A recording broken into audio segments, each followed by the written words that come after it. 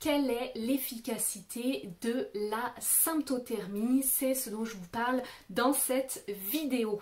Moi c'est Maëlle du blog Devenir Intuitive. Bienvenue dans cette nouvelle vidéo de mon défi sur la contraception naturelle. Et avant de passer au vif du sujet, je vous invite à vous abonner à ma chaîne YouTube pour être tenu au courant de toutes les dernières actualités. Donc quand même une vidéo par jour sur la contraception naturelle. Et plus précisément sur la symptothermie. Aujourd'hui donc je vous parle de cette question de l'efficacité de la symptothermie. Alors je vous avais fait déjà une première vidéo sur la fiabilité de la symptothermie et aujourd'hui je l'aborde sous un angle un tout petit peu différent, mais les deux vidéos sont vraiment complémentaires. Donc je vous parle aujourd'hui d'efficacité. Pourquoi? Parce que l'efficacité c'est le terme qui est utilisé pour c'est la variable qui est comparée par l'OMS au niveau de toutes les méthodes de contraception. En fait, l'OMS compare l'efficacité de chaque méthode de contraception, qu'elle soit naturelle ou pas d'ailleurs. Et du coup, je voulais vous parler un petit peu de ça aujourd'hui parce que il y a quand même un certain nombre d'études qui ont été réalisées sur la symptothermie et qui permettent de nous donner davantage de détails sur son efficacité. Et c'est notamment des études, jusqu'à présent en tout cas, qui ont été réalisées principalement sur la méthode sans implant. Donc la méthode sans implant est un petit peu différente de la méthode de Sympto dont je vous ai beaucoup parlé finalement jusqu'à présent dans ces vidéos, autant avec l'application, le tuto de l'application Sympto que je vous ai fait dans une vidéo. Je vous ai parlé du manuel La symptothermie complète aussi. Ça c'est la méthode Sympto de la fondation Symptotherm, qui est en train, il me semble, de faire des études justement pour prouver son efficacité, mais jusqu'à présent, il y a simplement la méthode sans implant qui a vraiment réalisé des études d'ampleur qui permettent de prouver son efficacité, en tout cas au niveau de l'OMS. Alors, qu'est-ce qui permet au niveau de l'OMS de parler d'efficacité et de comparer les différentes méthodes? Eh bien, c'est ce qu'on appelle l'indice de Pearl. Et l'indice de Pearl, c'est en fait, ça se base sur un pourcentage, le pourcentage de grossesse accidentelle sur 100 personnes, enfin sur 100 femmes en l'occurrence, en un an. Et du coup, par exemple, un indice de Pearl de 2, ça voudrait dire qu'en un an, sur 100 femmes, il y a 2 femmes qui tombent enceintes de manière accidentelle en utilisant la méthode de contraception qui a cet indice de Pearl de 2. Voilà, ça c'est juste pour l'exemple, pour vous expliquer comment ça fonctionne. Et la symptothermie avec la méthode sans implant a été testée et a réussi à définir son indice de Pearl. L'indice de Pearl pour la symptothermie avec la méthode sans implant, c'est de 0,4%.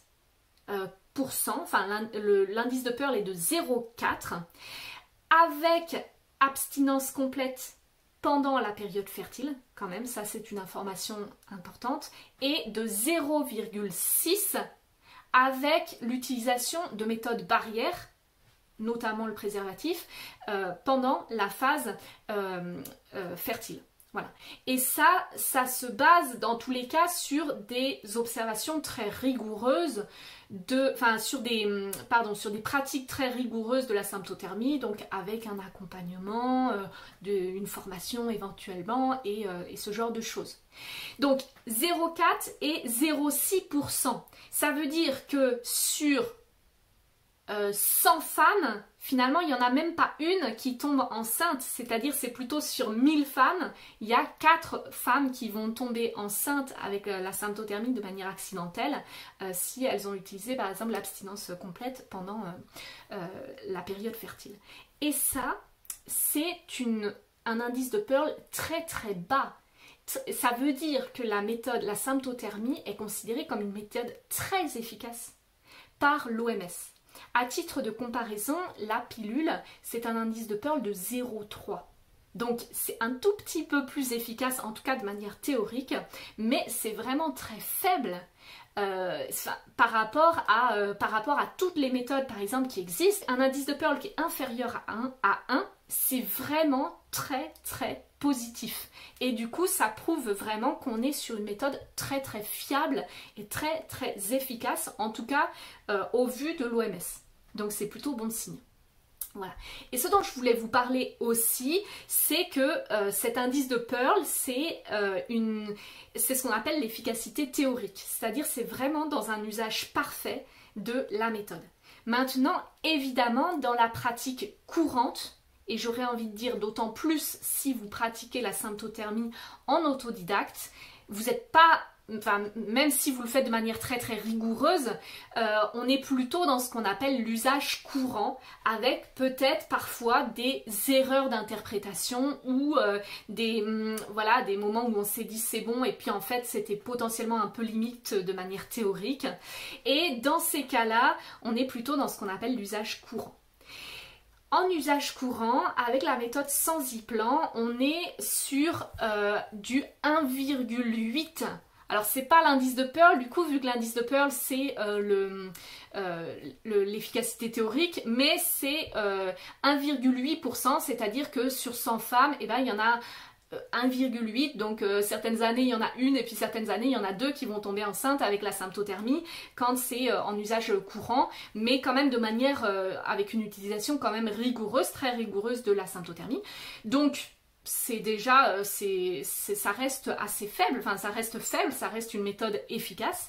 Et à titre de comparaison, la pilule en usage courant, c'est 7%.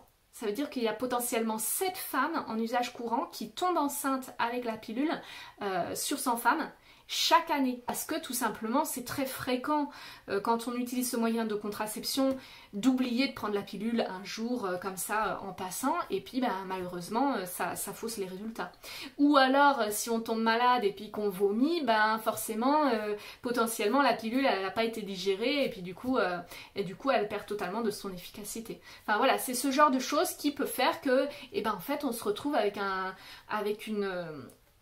une efficacité en usage courant qui est pas ouf et finalement qui est beaucoup plus intéressante en symptothermie. Donc voilà, j'avais envie de vous parler de ça pour vous montrer que vraiment, en tout cas selon les études et avec une pratique vraiment rigoureuse, on est dans des résultats qui sont très très bons et en fait qui sont presque même meilleurs que la pilule quand on compare en tout cas l'efficacité dans une pratique courante de ces deux moyens de contraception, ce qui est quand même une nouvelle pas négligeable je trouve. Voilà ce dont je voulais vous parler aujourd'hui. Et demain, j'ai envie d'aborder un sujet un petit peu différent. Je ne vous parle pas de symptothermie demain, je vous parle d'une autre méthode de contraception naturelle qui s'appelle la méthode MAMA.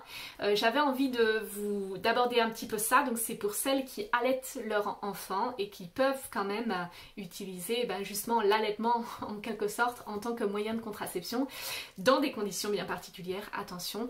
Donc je vous en parle demain et en attendant, n'hésitez pas à mettre un pouce en l'air si ce contenu vous a plu, à vous abonner à la chaîne YouTube et on se retrouve demain.